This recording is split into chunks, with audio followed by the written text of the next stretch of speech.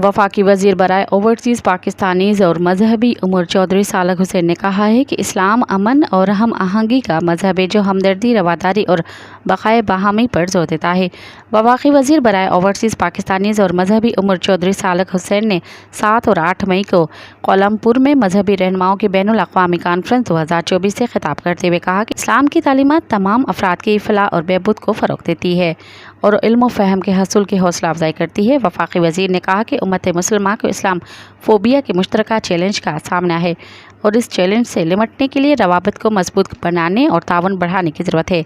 तकरीब के मौके पर चौधरी सालक हुसैन ने मलेशिया के वज़ीर आज़म अनवर इब्राहिम और नायब वज़ीर आज़म अहमद जाहिद हामिदी से भी मुलाकात की।